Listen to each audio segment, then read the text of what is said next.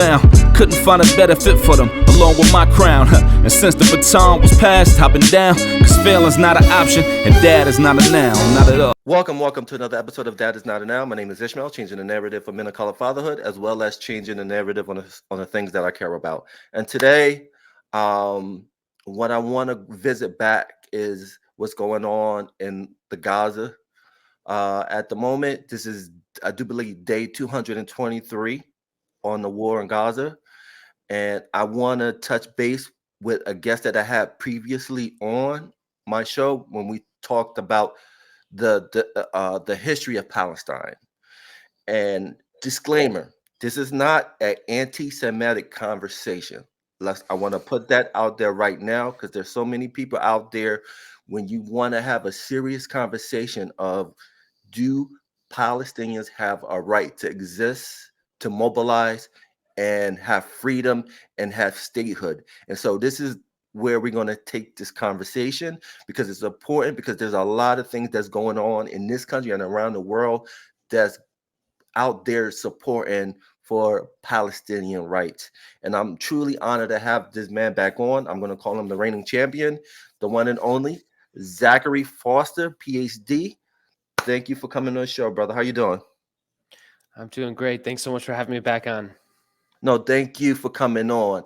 And you wrote an amazing dissertation on the invention of Palestine. If you haven't read it, you need to read it, because he's one of the young, bright historians when it comes to Palestinian history. So if you want a rich source of information of the history of Palestine, I recommend you read his dissertation. And then also he has this new academia out, which I'm going to let him promote later on in the show, as well as going to be in the link in the description below. I recommend you get into that, especially if you want to know the history of Palestine. My first question, because I asked all my guests, I asked this to you on the previous show, again, because I'm all about mental health. How's your heart at this moment? Well, for the past 7-8 months, I've had a heavy heart, but right now I'm doing okay. I'm hanging in there. I appreciate you asking about that. No problem. But what are you doing for yourself mentally, health-wise? Because, you're watching the news, you're consuming it, you have your highs and lows. But what are you doing for yourself mentally, health-wise? Oh, I think you froze. Uh-oh. I apologize. This software cuts out on me sometimes. I don't know why that is. It's not an internet thing. I think it's anyways. Yeah, what do I do to unplug, I guess? I like to get outside, touch the grass, play some basketball, go for a run, just get some exercise. For me, that's really therapeutic, and that really helps. Definitely. So you play ball? You nice? You got a nice little handle, you got a nice little jump shot? Yeah, come down to Mexico City. I'll introduce you to my boys. We got some great pickup ball down here. All right, that's a bet. You're going to see me coming down real soon and get some ball in action with you. Absolutely. All right, let's get into this. 2024 has been a crazy year so far.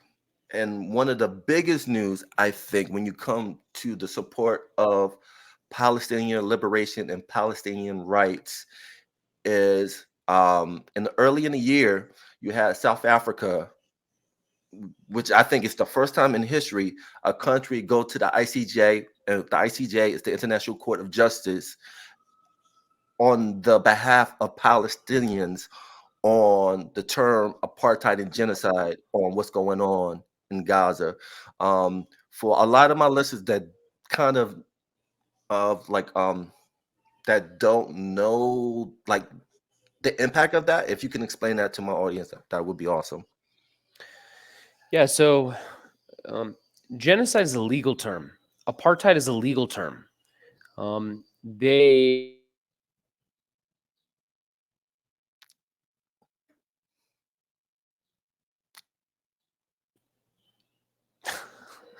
so in 1948, 1949, you have the Genocide Conventions, which defines genocide as there's a list of 5 acts that if you commit any one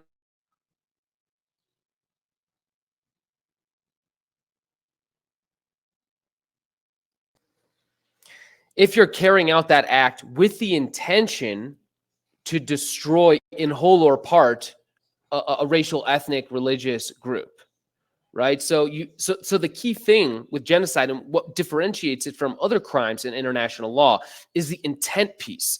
There needs to be an intent to destroy either in whole or part an entire racial, religious, ethnic group. And we've seen over the past 7-8 months, not 1, not 10, not 100, but hundreds and hundreds of genocidal statements from every single Israeli political and military leader, no exceptions. Israeli Prime Minister Bibi Netanyahu said multiple times, he likened the enemy to Amalek, which is the biblical peoples that the ancient Israelites were commanded to annihilate. Not annihilate all the Amalek soldiers, but annihilate the men, the women, the children, the elderly, the goats, the cattle, the sheep. Everything was to be annihilated. So he commanded his soldiers, he told them, annihilate every single living thing in Gaza. I mean, that's about as genocidal as it gets. And he said that twice. Just last week, Israeli Security Minister, Israeli Finance Minister, Bezalel Smotrich, he repeated that genocidal language around referencing Amalek. Israeli President Isaac Herzog, there are no innocent in Gaza. You know, Israeli Defense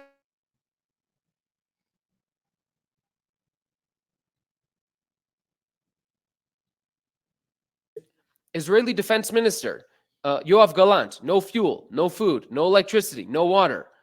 And then 2 days later, he says, on October 10th, 2023, I've removed all restraints on my soldiers.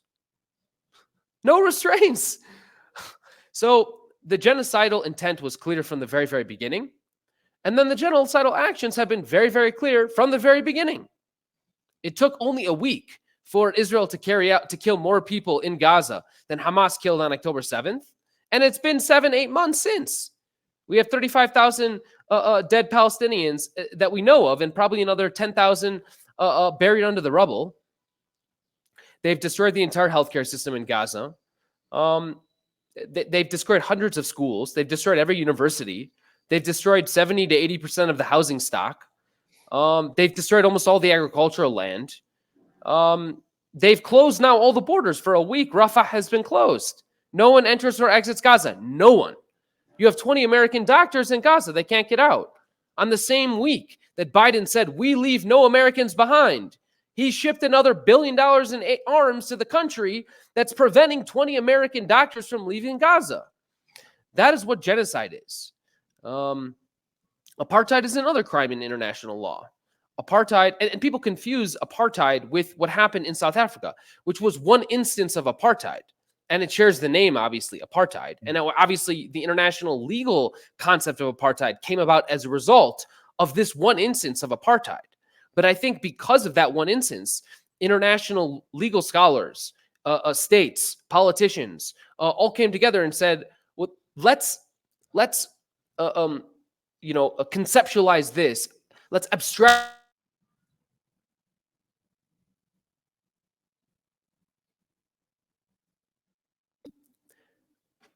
I'm so sorry about this. Yeah, that's okay. That's all right. But basically, you have apartheid is also a concept in international law, and there's a definition, very very clear, very straightforward definition. It's a system. I don't have the word for word definition. We could pull it up. It's a state that is carrying out a systematic, oppression of a particular racial group, and with an intent to maintain that system of domination over that racial ethnic group. And that's exactly what Israel is doing to the Palestinians in the West Bank and Gaza. So I think these are relatively uncontroversial terms to describe the state of Israel right now.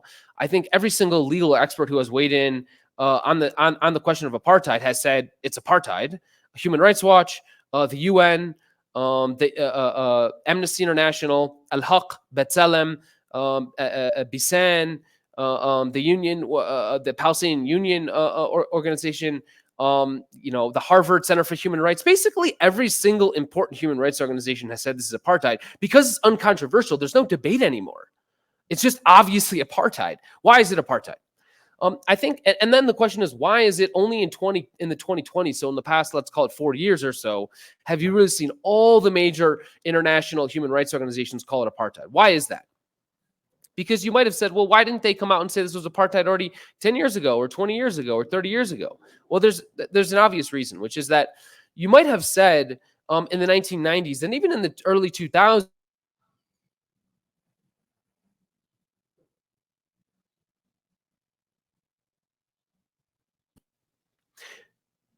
you might have said that 20, 30 years ago, Israel was intending on withdrawing its military from Gaza and the West Bank and giving it back to the Palestinians, right? There were negotiations. You had the Oslo process, Camp David, Taba, Annapolis. There was this belief among many people, and including many Israelis.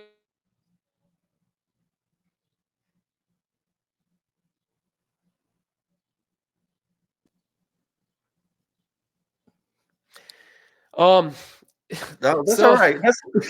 Keep going. So there was this belief that Israel was going to withdraw from the occupied territories. And if they withdrew from the occupied territories, well, then within the modern state of Israel, it's a debate whether or not it's apartheid.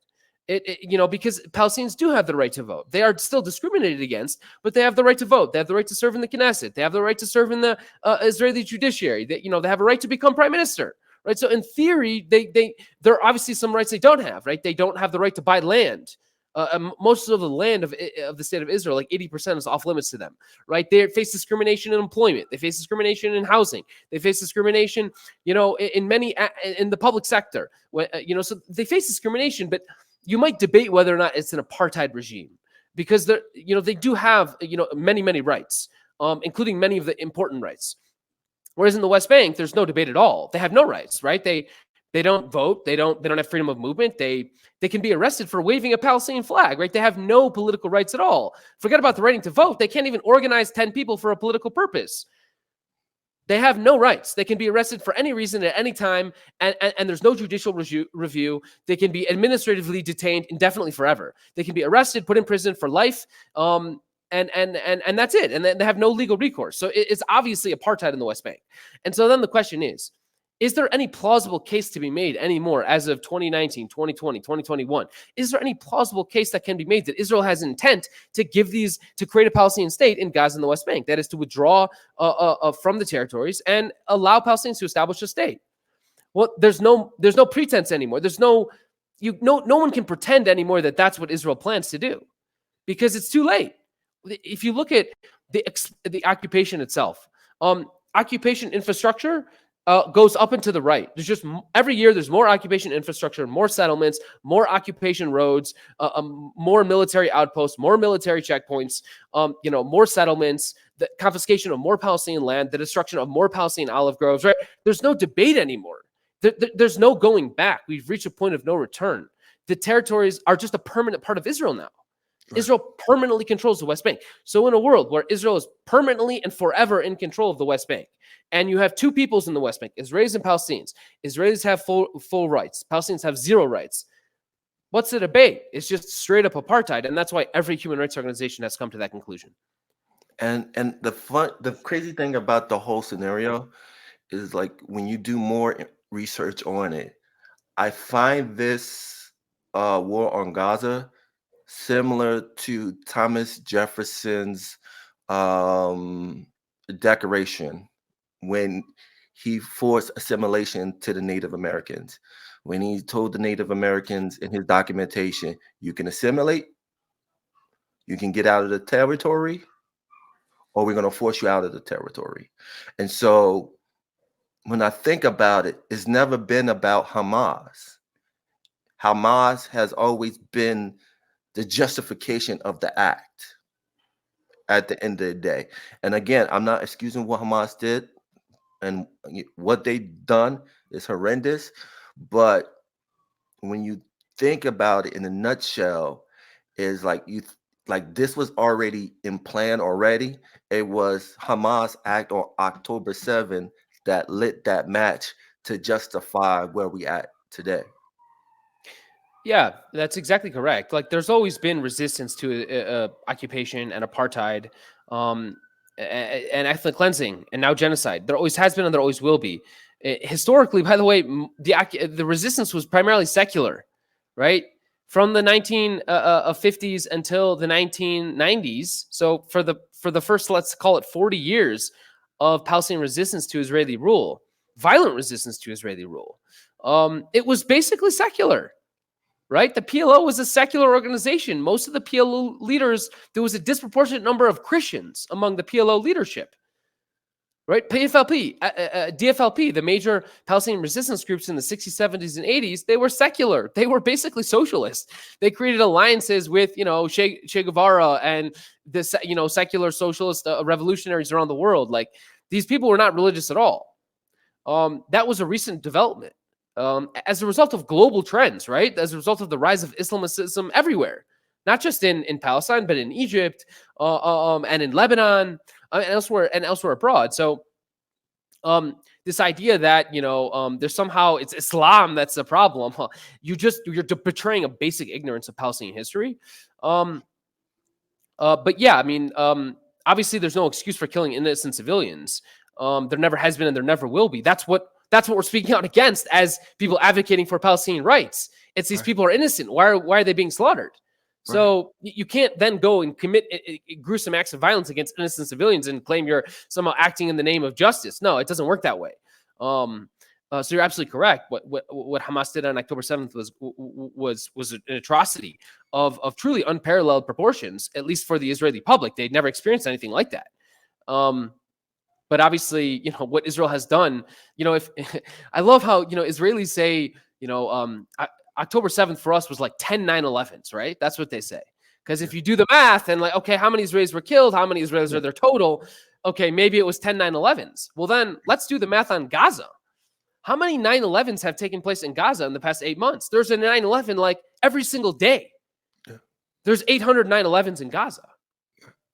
And I think the key thing too, that majority of the population are youth.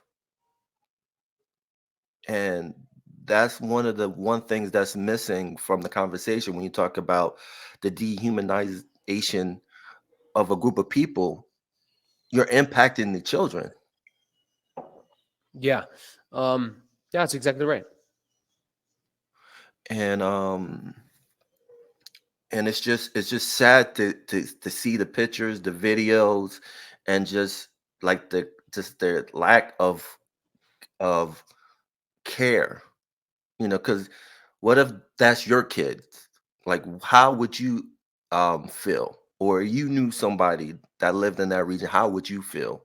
Losing generations of family members that's not even a part of Hamas, but are labeled Hamas because they're Palestinian. It is just a troubling thought to process. But like I said, I think the end game is they want Egypt, Palestine, the people of Palestine to be Egypt's problem. Because if you look at it, they're pushing them farther and farther to Egypt, and they want Egypt to just let that be their problem, not Israel's problem. Yeah, you're exactly right. Israel has long wanted to offload this Palestinian issue to the surrounding Arab states, right? It did that in 1948. By the way, even before 1948, throughout the 1930s and 40s, even going back to as late as the 1920s, you have Zionist proposals to transfer the Palestinian Arabs to Transjordan or elsewhere. Usually in the 1920s and 30s, the idea was, hey, let's move them to Transjordan. And then there was a proposal already. We're talking the Chaim Weizmann proposal. It was called, the Pinchas Weizmann proposal to the British in 1930 was, let's move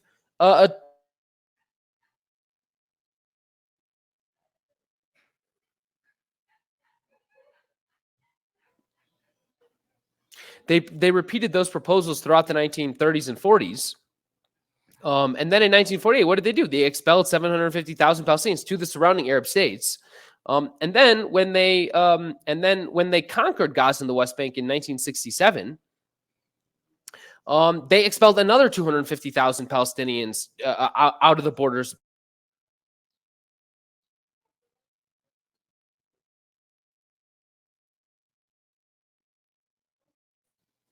They pushed another 200,000 Palestinians in the West Bank to Jordan. And then in Gaza, in the first 2-3 years of the occupation of Gaza in 68, 69, they figured out a way of pushing another 60,000 Palestinians out of Gaza. From 67 to the present, they pushed out 15,000 Palestinians out of East Jerusalem. They've stripped them of their residency status. And to this day, in the West Bank, you have essentially ethnic cleansing operations happening on a weekly, monthly basis. From Turmus Aya, from Susia, from Khan al-Ahmar, in the South Hebron Hills, in the north in Khumsa, all around the West Bank, you have ethnic cleansing happening. So that is the basic, in my opinion, if you want to really understand the essence of Zionism, it's how do we establish a Jewish state in an Arab, Palestinian Arab country? Well, there are a few different ways, but the most, but you're essentially, you're constantly incentivized to expel Palestinians. That's the logic of the whole enterprise. Show me the incentives, I will show you the outcome. Well, the incentive is, well, it's so much easier to build a Jewish state in an empty land than in a land that is inhabited. Right? It's so much easier to ensure Jewish security and Jewish prosperity and Jewish development in a land that is empty rather than in a land that is filled with another people. Wow. So every moment of every day of the past 140 years for the Zionist leadership is, what do we do with these damn Palestinians? Well, It's 2024 and we found out what this logic, if you just carry this logic to the ultimate conclusion, genocide is basically where you wind up. Yeah, it's crazy too, because that's why I brought up Thomas Jefferson's declaration towards the Native Americans, because again, this was the birth of Manifest Destiny. And if you think about it, this is Manifest Destiny 3.0. That's right. In real time. Yeah, there's so many parallels with the American case because they're both settler colonial movements, right? And they're both they're both facing indigenous.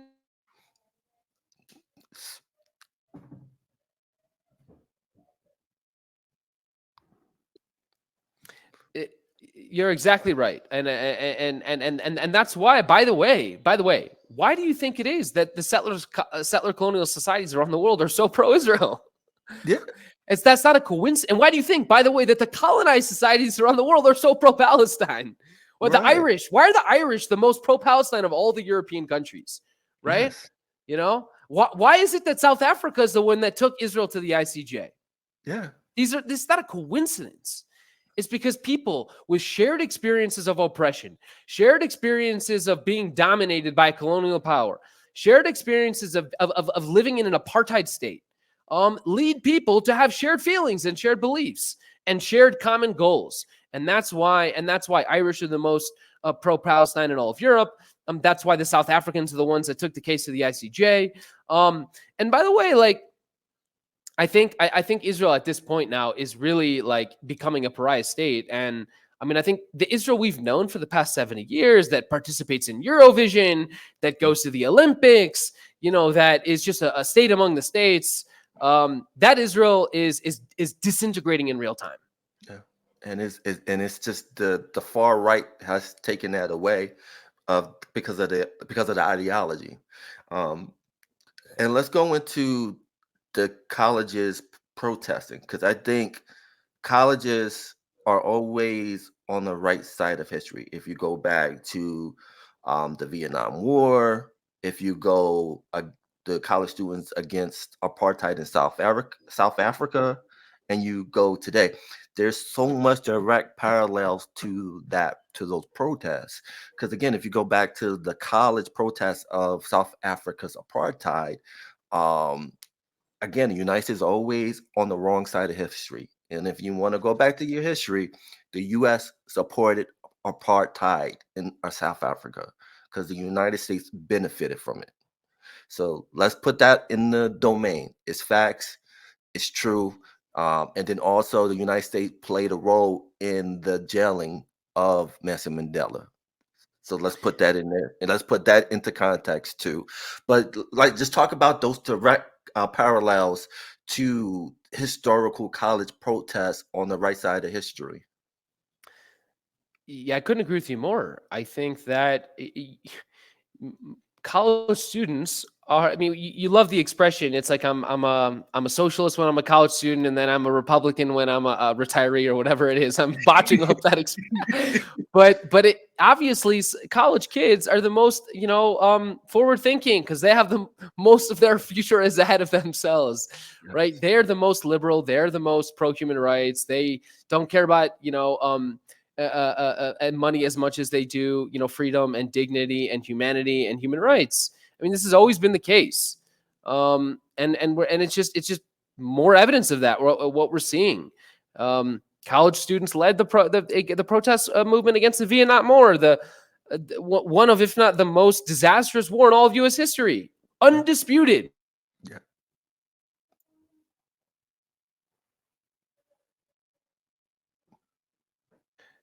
Yeah. College students led the anti-apartheid South African protests as well, right? It was, I believe, Princeton University was one of the, if not the first university to divest from companies profiting off South African apartheid. It started on college campuses. Look, it took 15, 20 years between the time that those college protest movements kicked off and when apartheid South Africa finally ended its apartheid regime. So we have a long struggle. Civil rights struggles are very slow, as you well know. Yes.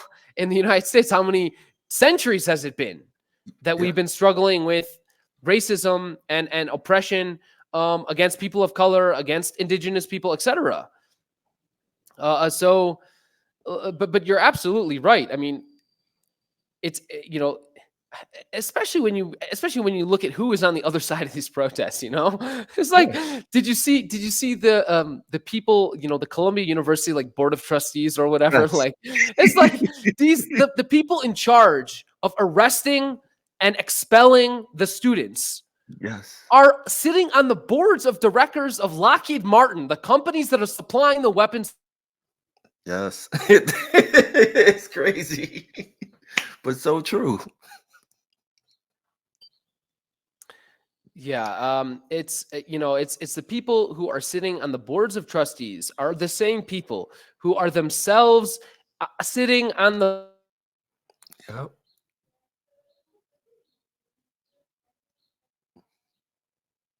I'm so sorry. No, that's all right. That's right. No, you're good. You're good. You're good. You're good.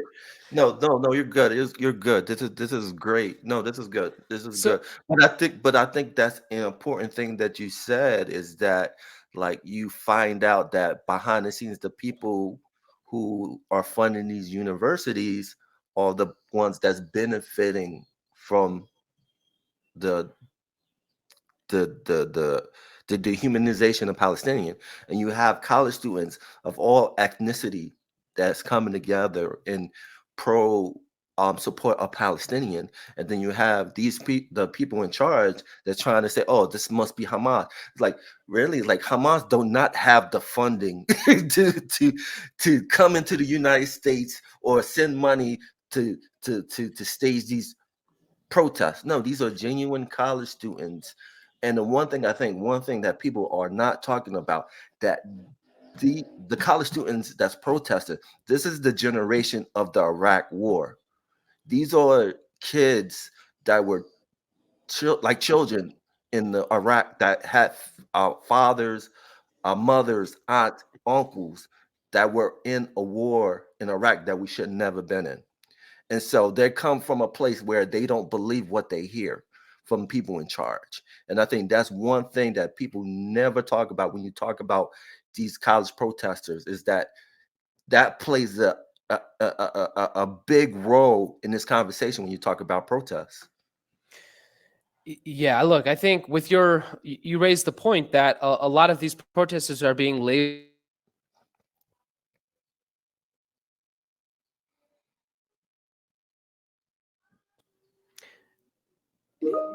Yeah, you made the point that a lot of the protesters are being labeled pro-Hamas.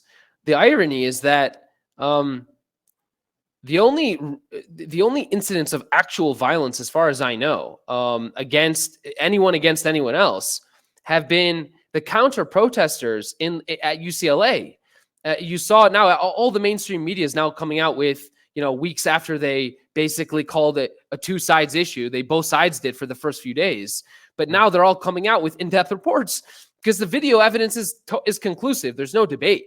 It's very obvious what happened. You had pro-Israel protesters, basically thugs, violent thugs, attack a peaceful pro-Palestine anti-genocide protesters. And that's what happened.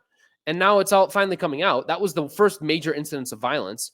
Another incident was when a New York police officer fired his weapon, fired a round of live ammunition.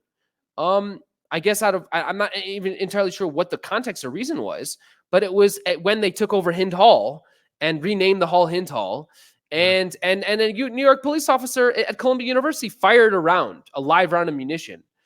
So the violence is either taking place on the part of the police, who have, by the way, used violence, not just that one incident in Columbia, but I mean, just the most grotesque violence. You saw the incident where you had like some, elderly Jewish professor she was like a professor of Jewish studies. Yes. And she was just hauled to the ground, beaten up. You had protesters being, handcuffed for 10 hours. Refused access to bathrooms and toilets for 10 hours. Just awful, treatment. And look, these protesters knew what they were getting into. So, I'm not. No, I totally agree with you 100%. I totally do. But yeah, but in any case, I think like what's very clear and what will become even more clear over time will be that the protesters are overwhelmingly peaceful. The violence is coming from overwhelmingly the pro-genocide protesters and the police. Yeah. Shocker. And it's crazy how what they did to that professor, that woman professor, Jewish professor woman. When you talk about anti-Semitism, that's your image right there. You have a New York cops. There is a great deal of Jews facing intimidation and violence. The Jews that are facing the violence and facing the intimidation are the pro-Palestine pro-Palestine anti-genocide protesters. Many of whom are Jewish. So there is anti-Jewish violence, but it's being carried out by the people waving the Israeli flags or the police who are either defending them or protecting them. Right. There is no anti-Semitic violence, as far as I can tell, taking place against pro-genocide Jews. I mean, I haven't seen any. Zero. I mean, if anything, it's being manufactured, right? The one incident that was, you saw a New York Post headline, someone got stabbed in the eye, right? What was it? It was, they literally like leaned in to try their best to get get poked in the face by a Palestinian flag, but it was entirely manufactured. And that's sort of a perfect microcosm of Zionism. I'm going to intentionally try and get poked in the face, right. And then cry anti-Semitism, and cry, and then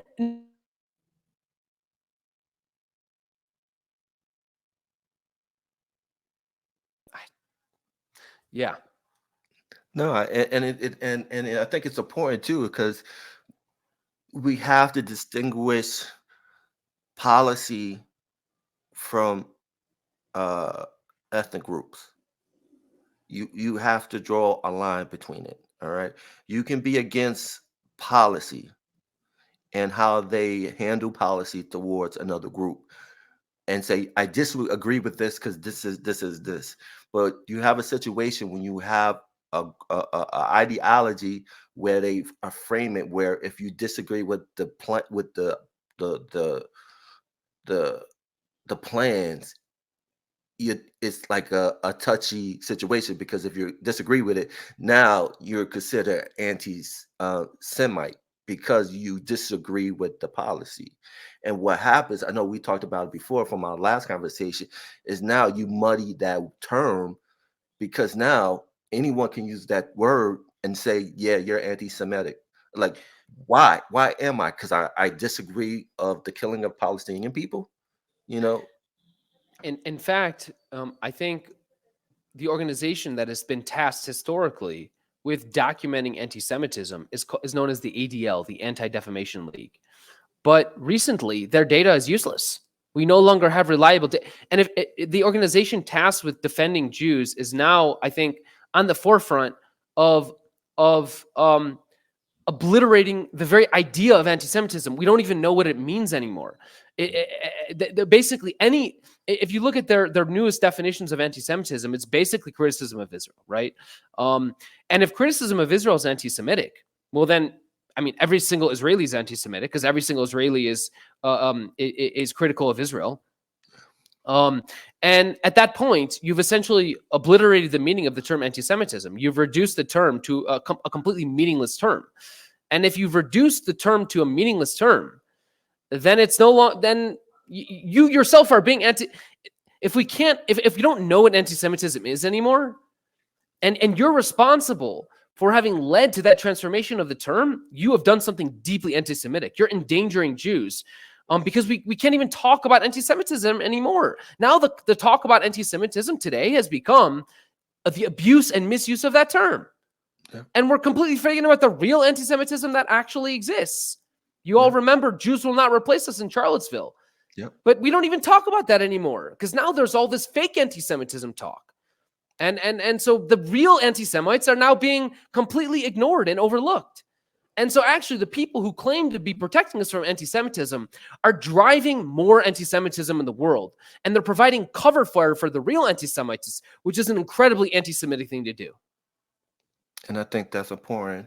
And then my last thing I want to talk about, because recently, Friday in the news, the UN came together to vote new rights and privileges to the Palestinians. It voted 143 to 9 with 25 absence, as well as pushing to have the Palestinian a part of the member of the UN. I know when it comes to the United Nations, they become a relevant body to the world. But to me, I think that's what they did on Friday. I think that's symbolic to the overall change of view of rights for Palestinians. I want your thoughts on that. Yeah, look, the United States one day says we support the establishment of a Palestinian state, and then the next day vetoes Palestine's admittance into the UN as a state. Okay, help me around that square. Help me square that circle. So look.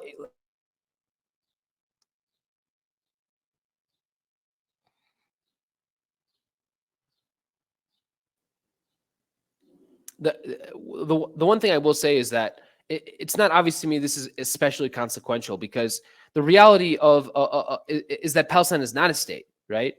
The Palestinians do not have independence, right? They don't have sovereignty. They're occupied people. So it is a symbolic win, and I think that's not trivial. But the reality on the ground for Palestinians is that it doesn't have a real impact. They don't,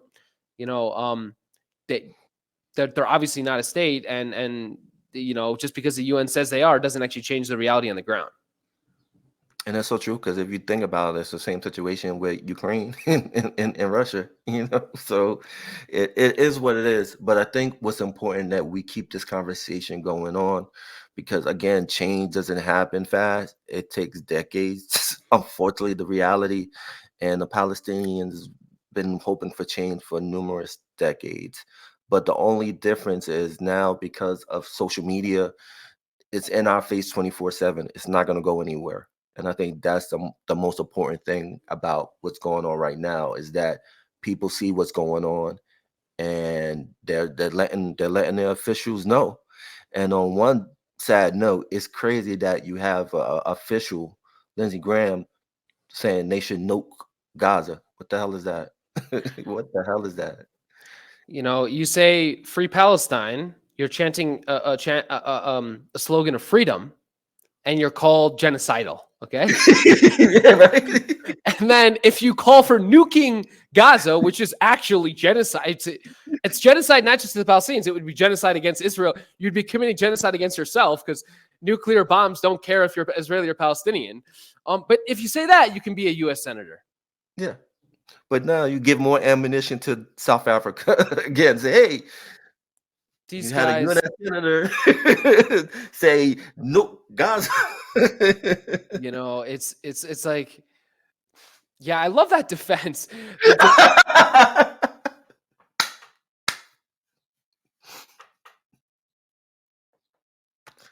Oh my God. Yeah, it's like Lindsey Graham. Like, yeah, you're right. We committed awful war crimes in World War II. You make a great point.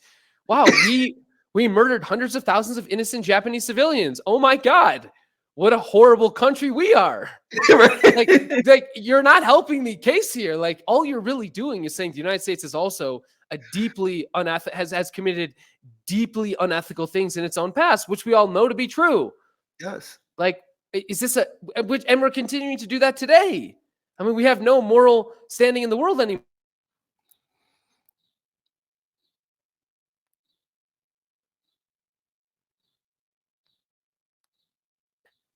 Yeah, No. we've completely lost our moral standing in the world, and I mean it's nothing new. We never really had it to begin with, but whatever shred of moral legitimacy or kind of moral high ground the United States once had, I think.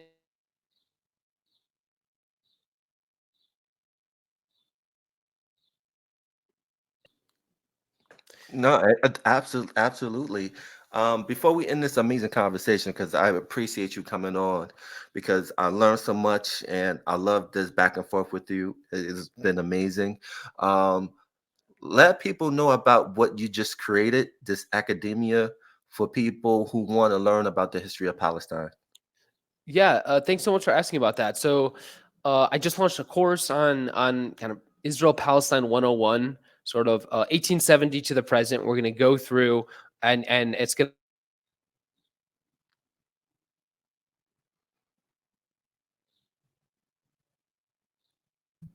it's a 4-hour lecture series. It does not cut out every 15 seconds. Um, it's we're just trying to really get at the truth. We're trying to understand the history, debunk some of the propaganda, ground ourselves in facts, and narrative, and really try and make sense of the facts and why things happen the way they happen. And you can register, and that course is actually now you can just, if you go to PalestineNexus.com and you sign up for that course, you'll just get a link with the 4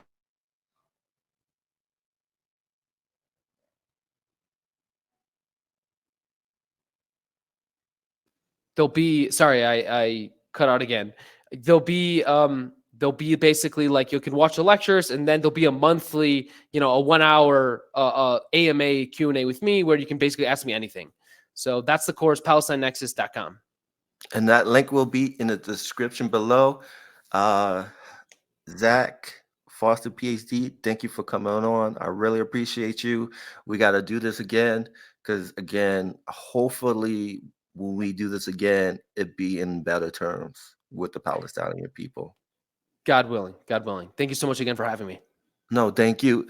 Again, this is another amazing. Oh, forgot. How can people find you on social media? I should ask that first. No. Yeah, so on Twitter, my handle is _Zach Foster. And I believe on Instagram, you can find me at Zachary __Foster __. What I'm gonna do is I'm gonna have all his links in the description below. Everything, follow him because again, he's one of the brightest young historian minds when it comes to Palestinian and Israel history. A lot of people go to the old heads, the OGs of history, but he's the young lion in that group that's doing amazing work when it comes to the historic of Palestine and Israel. Again, this has been another amazing conversation on the podcast. Like, subscribe, and we're out. Peace. Thank you. Stay on for 1 second.